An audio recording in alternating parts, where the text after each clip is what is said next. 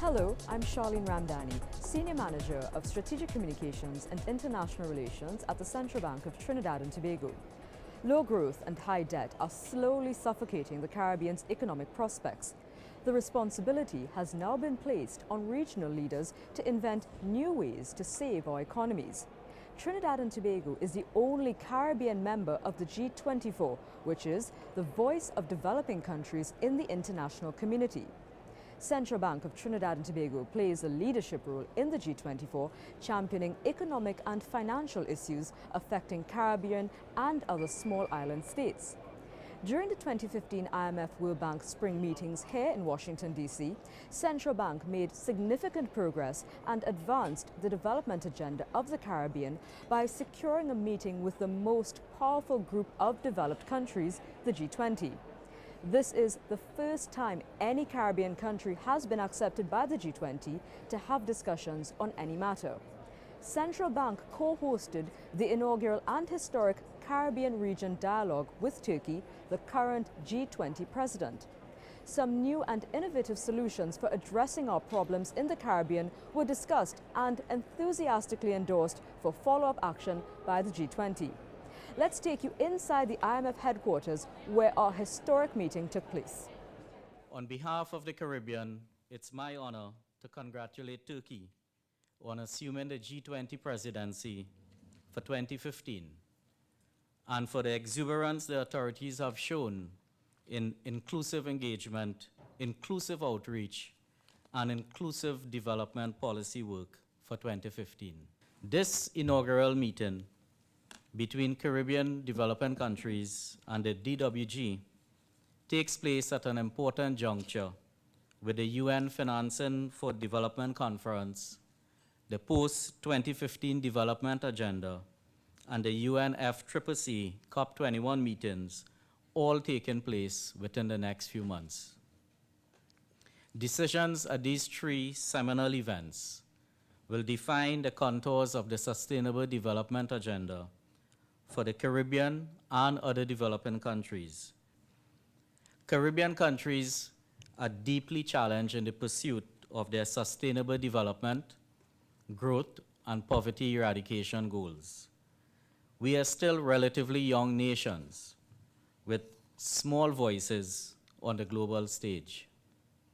Therefore, the chance to be heard by this powerful group is a rare moment that I hope will change the lives of millions of our Caribbean people. This first meeting presents an exclusive opportunity to exchange knowledge and to explore opportunities to deepen the Caribbean G20 relationship. Thank you very much, Mr. Governor, Mr. Javada Rambaran. In fact, first of all, for your very kind words about Turkish presidency and encouraging words. And you have used 3 times inclusiveness. In fact, this is one of the priority of the Turkish presidency. Distinguished ministers and governors, colleagues, ladies and gentlemen, I welcome you all here today to the first Caribbean Regional Dialogue with the G20 Presidency and the Development Working Group. On behalf of all participants, I would like to thank those who have helped to organize this event. This meeting will give us the opportunity, in fact, to better explain the G20 development agenda to the Caribbean countries, and also for us to have a better understanding of the development experience of the Caribbean region and the importance of the blue economy for the region. We believe that growth also needs to be inclusive. Therefore, Turkish presidency announced inclusive and robust growth through collective action as its main priority. We have framed our priorities as the 3 I's of the Turkish presidency, namely implementation, inclusiveness, and investment for growth. We believe that implementing its commitments is a key for the credibility of the G20. G20 member countries have collectively committed themselves to policy measures, over 1,000 in total, which are estimated to lift collective G20 growth by additional 2.1% over the next 5 years, which is also expected to boost non-G20 GDP by over 0.5%. The IMF and OECD calculates that the implementation of these commitments can add an additional $2 trillion to the world economy, an output equivalent to the size of the Indian economy.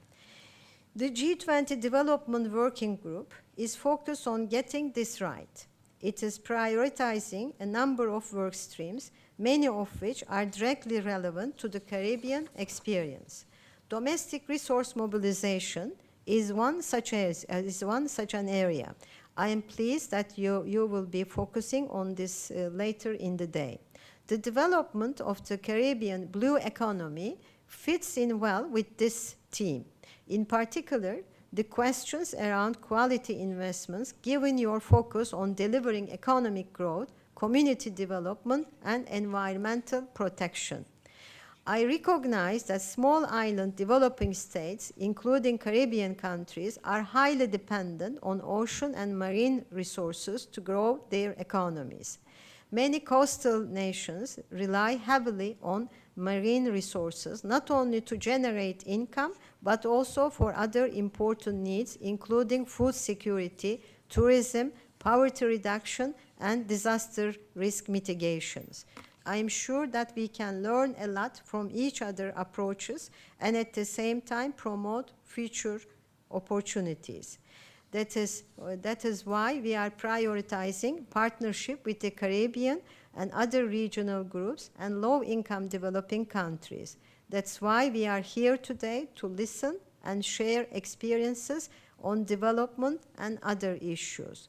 We look forward to fruitful and constructive discussion in our meeting today, and I hope we can continue our dialogue beyond this meeting.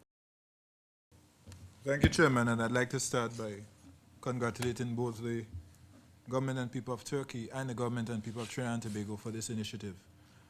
I think we've felt increasingly the support of Turkey within our region in recent years, and we welcome that.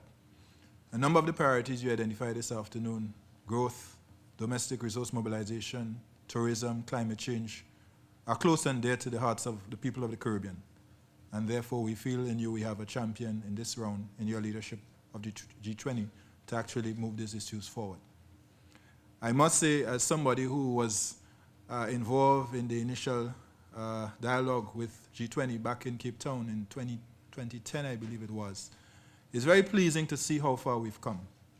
And that today, in fact, we've taken it a step closer to really give the Caribbean even more voice in this global dialogue. And for that, I wish to express strong appreciation to the government of Trinidad and Tobago, and particularly Central Bank, because without your support, we would not be here. I physically would not be here. So that support is crucial. Let me then say that we view this opportunity as precious, and as we go along in the dialogue this afternoon, we'll make some pertinent comments, but we do truly appreciate this moment. The Caribbean remains perhaps the region that has been most severely affected by the crisis of 2008 and where the effects have been most prolonged. And that makes our interest in this dialogue very intense. But it also means that we would hope that coming out of the dialogue, we can perhaps identify some modest but very important areas for continuing dialogue and possible cooperation between the Caribbean as a whole and the G20 as a whole, or between particular individual countries in both groups. I would like to thank the Central Bank of Trinidad and Tobago and also the Turkish authorities for this commendable initiative. I very much welcome the Turkish responsiveness to development needs of those countries which are beyond the G20. And please allow me to join with the other colleagues in congratulating yourself and the government of Trinidad and Tobago and Turkey for convening this first inaugural Caribbean G20 dialogue. About 2 weeks ago, we actually had a conversation in Barbados, bringing together small states from across the Commonwealth to look at some of the key development issues and challenges facing them, especially given the fact that this year is really a seminal year for the international community and certainly for developing countries. They are certainly consistent with the issues that our member states have been raising in the different fora in which we have interacted with them. I'm also very happy that with us we have one of our very active ministers of finance, Minister Jean-Paul Adam from the Seychelles. I mean, coming out of the SITS conference that took place in Samoa in September last year, when you hear from the Pacific, the theme of their leaders forum last year was the ocean, life and future, and they have been making a big call as well that oceans be reflected as one of the important SDGs. Domestic resource mobilization is just a complementary aspect of financing for development. It is not a substitute. You are involved in terms of putting the various infrastructure, whatever is required to promote growth and development in the Caribbean. Our domestic resources can't do it. We need the help of the international finance institution and the developed country, because our resource, they are not a substitute for that which is required with respect to importation of almost every intermediate and capital goods in our development. Let me also join in congratulating Trinidad and Tobago as well as Turkey on this inaugural meeting. The CARICOM Secretariat has always been in the forefront of advocating on behalf of the issues pertinent to our small state status. And I can confirm that the heads of government are particularly keen and still recognize regional integration as the platform for growth and development within CARICOM. Actually, the official name is New Development Bank. The articles of agreement of this bank have been signed already in the BRICS summit last year in Fortaleza, Brazil. Since then, the interim board of directors, capital-based, has been constituted, has been working on the details, operational details of the bank. And very soon, the BRICS countries will announce the president and the vice presidents of the bank that will constitute a pre-management team headquartered in Shanghai that will start working on the establishment of the operations of the bank. And there's an expectation that the New Development Bank will start operating in early 2016. I should stress that the reason it's not called the BRICS Bank, although it's often referred by that name in the press, is exactly because it's a bank that is designed already in the Articles of Agreement to be open to all countries and to finance projects of infrastructure and sustainable development, not only in the BRICS countries, but also in all other emerging market and developing countries. In this very short session, we learned that we could work together. I'm sure that from both sides, from G20 is ready, in fact, to have a continuing dialogue with the Caribbean countries, to have a better understanding, because we are also learning from you. And I'm sure this will be a valuable process. And I thank you, Mr. Governor, again, in fact, for taking up this issue, this initiative, for bringing us together. Thank you very much, all. Thank you very much, Madam Ambassador. As you've quite clearly shown, again, Turkey's commitment to inclusiveness.